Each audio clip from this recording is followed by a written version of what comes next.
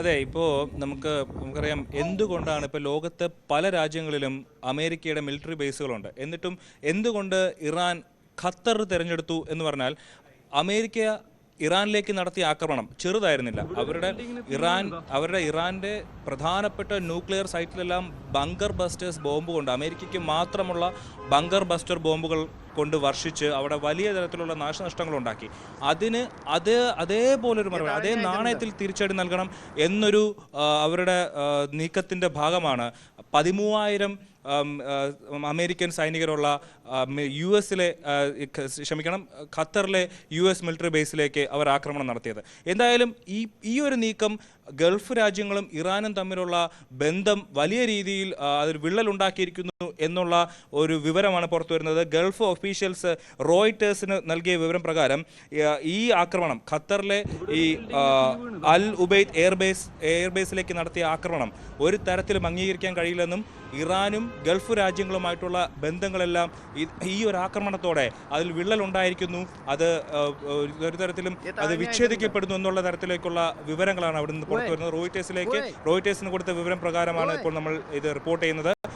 അതായത് വരും ദിവസങ്ങളിൽ ഏതെങ്കിലും തരത്തിലുള്ള ആക്രമണങ്ങൾ ഇറാനിലേക്ക് ഉണ്ടായാൽ അതിൽ ഒരു തരത്തിലുമുള്ള ഒരു ഇടപെടലോ അല്ലെങ്കിൽ അതിന് ഇറാന് നേരെ നടത്തുന്ന ആക്രമണങ്ങളെ അപലപിക്കാനോ UAE തയ്യാറാകില്ല. ഗൾഫ് രാജ്യങ്ങൾ ഇറാനൊപ്പം നിൽക്കില്ല എന്നുള്ള തരത്തിലാണ് ഇപ്പോൾ വാർത്തകൾ പുറത്തു വരുന്നത്. എന്തായാലും അതുപോലെ തന്നെ ഫ്രാൻസിന്റെ പ്രസിഡന്റ് ഇമ്മാനുവൽ മാക്രോൺ പറയുന്നത് ഈ ഒരു ആക്രമണം, ഇപ്പോൾ നടക്കുന്ന ആക്രമണം എത്രയും പെട്ടെന്ന് നിർത്തി ഇവിടെ ഒരു ഡിപ്ലോമസി, നയതന്ത്രപരമായി ഇത് ഇടപെടണം, അല്ലെങ്കിൽ അത് ഇപ്പോഴുണ്ടായ ആക്രമണം വലിയ രീതിയിൽ ഒരുപക്ഷെ ഒരു മഹായുദ്ധത്തിലേക്ക് തന്നെ പോകാമെന്നുള്ളൊരു ഭയം, അദ്ദേഹത്തിൻ്റെ ഭയം അദ്ദേഹം ഇപ്പോൾ എക്സിൽ പോസ്റ്റ് ചെയ്തിട്ടുണ്ട്. വരുന്ന മണിക്കൂറുകളിൽ രാജ്യത്തലവന്മാർ, എല്ലാ രാജ്യങ്ങളിലെയും തലവന്മാർ കൂടിയിരുന്ന് ഇനിയൊരു ഫർദർ എസ്കലേഷൻ, ഇത് മുകളിലേക്ക് പോകാതെ ഈ ഒരു ആക്രമണം ഇവിടെ നിർത്താൻ, ഇതിനൊരു പ്രത്യാക്രമണം ഉണ്ടാവാതിരിക്കാനുള്ളൊരു നീക്കത്തിലേക്ക് ലോകരാജ്യങ്ങൾ കടക്കണമെന്നാണ് ഇമ്മാനുവൽ മാക്രോൺ പറയുന്നത്. അതേസമയം ഇറാൻ പറയുന്നത് തങ്ങൾ തിരിച്ചടി തുടരുമെന്നാണ്. ഏതെങ്കിലും തരത്തിൽ അമേരിക്കയുടെ ഭാഗത്ത് നിന്ന് ഇപ്പോൾ ഇറാൻ ഖത്തറിലെ US എയർബേസിൽ നടത്തിയ ആക്രമണത്തിന് അമേരിക്ക പ്രത്യാക്രമണം നടത്തിയാൽ ഒരു തരത്തിലും തങ്ങൾ പിന്നോട്ടില്ല, തങ്ങൾ തിരിച്ചടിക്കുമെന്ന് ഇറാൻ പറയുകയാണ്. Iran will continue its retaliation in response to US attacks. Senior Iranian official റോയിട്ടേഴ്സിനോട് പറഞ്ഞതാണ്, തങ്ങൾ ഏതെങ്കിലും തരത്തിൽ അമേരിക്ക അടിച്ചാൽ ഇവിടെ ഒന്നും നിൽക്കില്ല, വീണ്ടും തിരിച്ചടിക്കുമെന്നാണ് പറയുന്നത്. ഇപ്പോൾ നമുക്ക് ലഭിക്കുന്ന വിവരപ്രകാരം ഇറാൻ ഖത്തറിലെ US മിലിറ്ററി ബേസിലേക്ക് നടത്തിയത് ഷോർട്ട് മീഡിയം റേഞ്ച് മിസൈലുകളാണ് അയച്ചത്. ആ മിസൈലുകളാണ് ഇപ്പോൾ ഖത്തറിൻ്റെയും അമേരിക്കയുടെയും സൈനിക താവളങ്ങളിലേക്ക് എത്തിയ ഇതിനെയാണ് ഇപ്പോൾ അവർ തകർത്തിരിക്കുന്നത്. ഒരു ആൾക്കും പരിക്കില്ല. എന്നാൽ അതിൻ്റെ അവശിഷ്ടങ്ങളെല്ലാം ഖത്തറിലെ പലയിടങ്ങളിലായി വീഴുന്ന ദൃശ്യങ്ങൾ നമുക്ക് ലഭിച്ചിരുന്നു. ഇപ്പോൾ പുറത്തു വരുന്ന വിവരപ്രകാരം ഒരാൾക്കും ഖത്തറിലെ അമേരിക്കൻ മിലിറ്ററി ബേസിലുള്ള ഒരാൾക്കും ആളപായമില്ല, പരിക്കുകളുണ്ടോ എന്നുള്ള കാര്യത്തിൽ വ്യക്തമല്ല. പക്ഷേ ഒരാൾക്കും ജീവൻ നഷ്ടപ്പെട്ടിട്ടില്ല എന്നുള്ള വാർത്തകൾ പുറത്തു വരുന്നുണ്ട്. അതിൻ്റെ കൂടുതൽ അപ്ഡേറ്റ്സുകൾ വരും മണിക്കൂറുകളിൽ അറിയാം. കാരണം 13,000 മിലിറ്ററി സൈനികരുള്ള ഒരു മിലിറ്ററി ക്യാമ്പാണത്. അവിടെ ഇത്തരത്തിൽ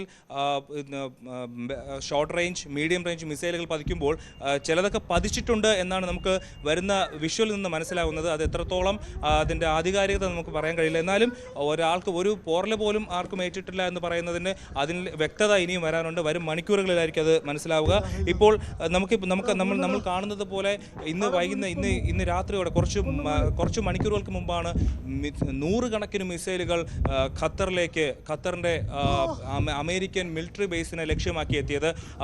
നമ്മൾ മലയാളികളുടെ ഇത് കണ്ടിട്ട് അവരെടുക്കുന്ന വീഡിയോകളെല്ലാം നമുക്ക് ലഭിച്ചിരുന്നു. നമ്മുടെ ന്യൂസ് 18 അത് കാണിച്ചുകൊണ്ടിരിക്കുകയാണ്. അവരെല്ലാം ഞെട്ടിത്തെറിച്ചു പോയി. ഇന്ന് ഉച്ചയ്ക്ക് അമേരിക്കയും ഇസ്രായേലും ഖത്തറടക്കമുള്ള രാജ്യങ്ങളോട് മുന്നറിയിപ്പ് നൽകിയിരുന്നു, ഏത് സമയത്തും ഇത്തരത്തിലൊരു ആക്രമണം ഉണ്ടാകും, ആ ആക്രമണം നിങ്ങൾ കരുതിയിരിക്കണം എന്നുള്ള കാര്യം പറഞ്ഞതാണ്. പക്ഷേ ഖത്തർ ഒരു തരത്തിലും പ്രതീക്ഷിച്ചിരുന്നില്ല ഇത്തരത്തിലൊരു ആക്രമണം തങ്ങളുടെ ഭാഗത്തു നിന്നുണ്ടാകുമെന്ന്.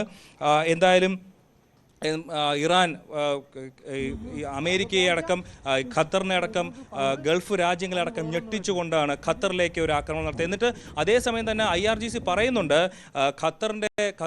ഖത്തർ നമ്മുടെ സഹോദര രാജ്യമാണ്. ഖത്തറിലെ പൗരന്മാരെയോ ഖത്തറിലുള്ള മനുഷ്യരെയോ ആക്രമിക്കാൻ ഞങ്ങൾക്ക് ഒരു തരത്തിലും ഒരു ഉദ്ദേശമില്ല. പക്ഷേ അമേരിക്ക നടത്തിയ ആക്രമണത്തിന് അമേരിക്കയ്ക്ക് തിരിച്ചടി നൽകുമെന്ന് പറഞ്ഞുകൊണ്ടാണ് ഖത്തറിലേക്ക് ആക്രമണം നടത്തിയത്. ഖത്തറിലേക്ക് ആക്രമണം നടത്തിയ മണിക്കൂറുകൾക്കകം തന്നെ ഇറാഖിലേക്കും അവർ ആക്രമണം നടത്തിയെന്നുള്ള വിവരങ്ങൾ പുറത്തു വരുന്നു. അതുപോലെ തന്നെ സിറിയയിലെ അമേരിക്കൻ വ്യോമതാവളങ്ങളും എത്രയും വളരെ വരുന്ന മണിക്കൂറുകളിൽ ആക്രമിക്കപ്പെടാനുള്ള ഒരു സാഹചര്യം നിലവിലുണ്ടെന്നുള്ള വിവരങ്ങൾ പുറത്തു വരുന്നു. അവിടെ വലിയ കൊച്ചി ദുബായ് വിമാനം റദ്ദാക്കി എന്നുള്ളൊരു വിവരം കൂടി ഇപ്പോൾ പുറത്തു വരുന്നുണ്ട്. സ്പൈസ് ജെറ്റിന്റെ കൊച്ചി ദുബായ് വിമാനം റദ്ദാക്കി എന്നുള്ള ഏറ്റവും പുതിയ വിവരമാണിപ്പോൾ പുറത്തു വരുന്നത്. അപ്പം Doha Kochi air India express വിമാനം മസ്കറ്റിൽ ഇറക്കിയിട്ടുണ്ട്. കൊച്ചിയിൽ നിന്ന് ദോഹയിലേക്ക് 12:50 പുറപ്പെടേണ്ട വിമാനം റദ്ദാക്കി. സ്പൈസ് ജെറ്റിന്റെ കൊച്ചി ദുബായ് വിമാനം റദ്ദാക്കി. 10:10 പുറപ്പെടേണ്ടിയിരുന്ന കൊച്ചി റിയാദ് വിമാനവും റദ്ദാക്കി എന്നുള്ള വിവരം ലഭിക്കുന്നു. പുലർച്ചെ 2:53 കൊച്ചിയിലെത്തേണ്ട ഖത്തർ എയർവേസ് വിമാനം എത്താൻ വൈകുമെന്നുള്ളൊരു അറിയിപ്പ് ഇപ്പോൾ ലഭ്യമാകുന്നുണ്ട്. ഇത്തരത്തിൽ വ്യോമ ഗതാഗതത്തിൽ വലിയ തരത്തിൽ മാറ്റങ്ങൾ സംഭവിച്ചിരിക്കുന്നു. ഏറ്റവും പ്രധാനമായി സ്പൈസ് ജെറ്റിന്റെ കൊച്ചി ദുബായ് വിമാനം റദ്ദാക്കി എന്നുള്ള ഏറ്റവും പുതിയ വിവരമാണിപ്പോൾ പുറത്തു വരുന്നൊപ്പം തിരുവനന്തപുരത്ത് നിന്ന് ബഹ്റൈനിലേക്ക് പോയ വിമാനം തിരികെ വിളിച്ചു. കൊച്ചി അബുദാബി വിമാനവും തിരികെ വിളിച്ചിട്ടുണ്ട്. Doha Kochi air India express വിമാനം മസ്കറ്റിൽ ഇറക്കിയെന്നുള്ള വിവരം വരുന്നു. കൊച്ചിയിൽ നിന്ന് ദോഹയിലേക്ക് 12:50 പുറപ്പെടേണ്ട വിമാനം റദ്ദാക്കി എന്നുള്ള വിവരമുണ്ട്. പ്രേക്ഷകരുടെ ശ്രദ്ധയ്ക്കായി വീണ്ടും പറയുകയാണ്, 10:10 പുറപ്പെടേണ്ടിയിരുന്ന കൊച്ചി റിയാദ് വിമാനവും റദ്ദാക്കി. പുലർച്ചെ 2:53 കൊച്ചിയിലെത്തേണ്ട ഖത്തർ എയർവേസ് വിമാനം എത്താൻ വൈകുമെന്നുള്ളൊരു വിവരം ലഭിക്കുന്നു. സ്പൈസ് ജെറ്റിന്റെ കൊച്ചി ദുബായ് വിമാനവും ഇപ്പോൾ റദ്ദാക്കി എന്നുള്ള വിവരമാണ് ലഭ്യമാകുന്നത്. അഭിലാഷ് തുടരുന്നു. അഭിലാഷ് പറയാം.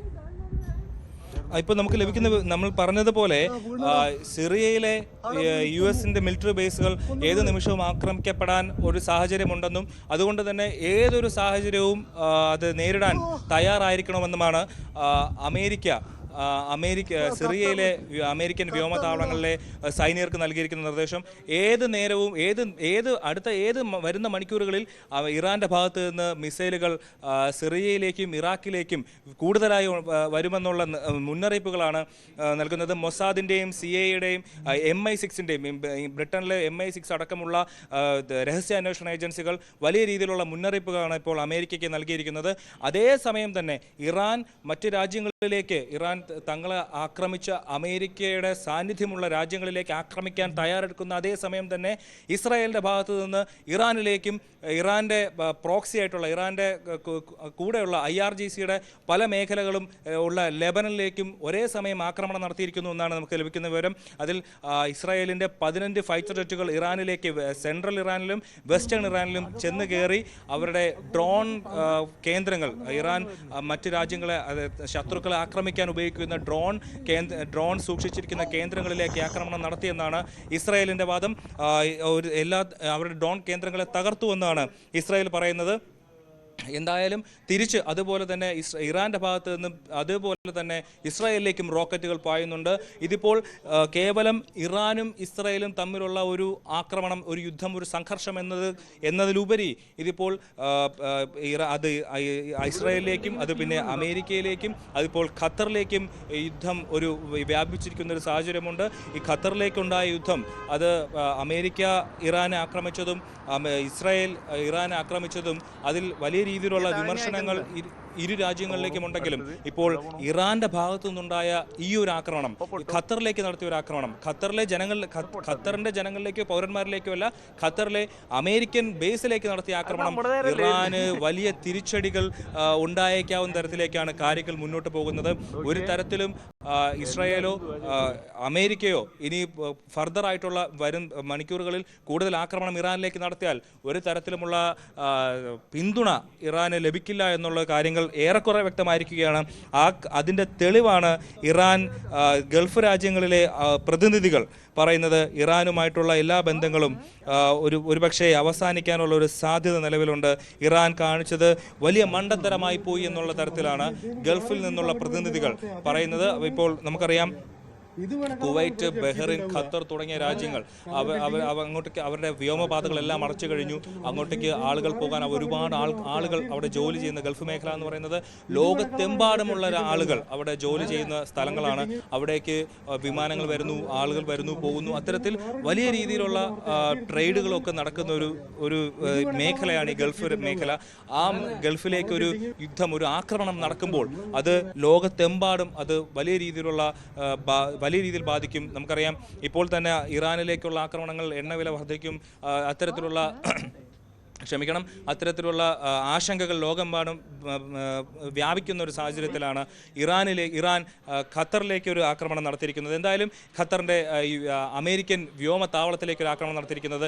ഈ സാഹചര്യത്തിൽ വ്യാപാരങ്ങളും മറ്റു കാര്യങ്ങളും എല്ലാം തടസ്സപ്പെടുന്ന ഒരു സാഹചര്യത്തിൽ വിലക്കയറ്റം, അതുപോലെ എണ്ണവില വർധന, സൈനിക താവളങ്ങൾക്ക് നേരെ ഇറാൻ ആക്രമണം നടത്തിയതിന് പിന്നാലെ ഇപ്പോൾ ഇതാ നേരത്തെ പുറത്തു വന്ന പ്രധാനപ്പെട്ട ഒരു വാർത്തയാണ്. ഇറാഖിലെ US സൈനിക താവളങ്ങൾക്ക് നേരെയും ആക്രമണം ഉണ്ടായിരിക്കുന്നു. ദോഹയ്ക്ക് പുറത്തുള്ള മരുഭൂമിയിൽ സ്ഥിതി ചെയ്യുന്ന US-ന്റെ അൽ ഉദൈദ് വ്യോമത്താവളത്തിന് നേരെയാണ് ഇറാന്റെ ആക്രമണം ഉണ്ടായത്. പശ്ചിമേഷ്യയിലെ ഏറ്റവും വലിയ അമേരിക്കൻ സൈനിക കേന്ദ്രങ്ങളിൽ ഒന്നാണിത്. അതിന് പുറമെ ഇപ്പോൾ ഇറാഖിലെ US സൈനിക താവളങ്ങൾക്ക് നേരെയും ഇറാൻ ആക്രമണം നടത്തിയെന്നുള്ള വിവരം പുറത്തു വരുന്നുണ്ട്.